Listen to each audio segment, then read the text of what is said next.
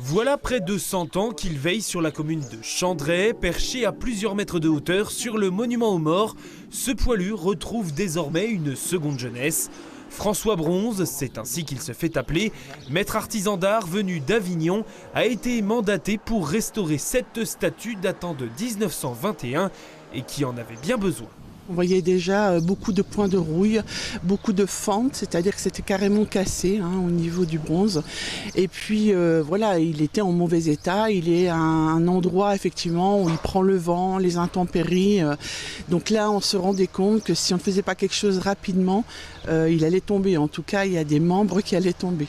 Je connais en particulier ce modèle que j'ai dû faire 8 ou 9 fois déjà.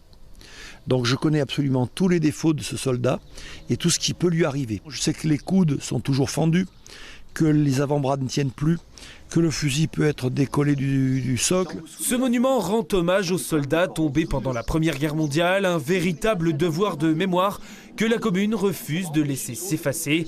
Ce soldat est aussi un pan du patrimoine local que les habitants sont fiers de voir renaître. C'est un très très bon travail, c'est magnifique, bravo à celui qui l'a fait quoi. Non, c'est trop beau. Ça fait un peu comme les petits soldats à l'ancienne. Ouais, c'est vraiment joli quoi. Des travaux qui ont débuté il y a maintenant une dizaine de jours et qui s'achèveront d'ici peu.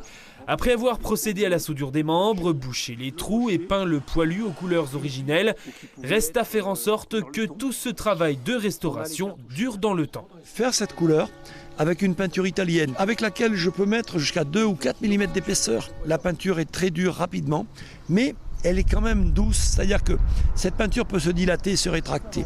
Et c'est ce qui fait qu'elle ne va pas se fendre, mais tel qu'il est là, il peut tenir 80 ans sans problème.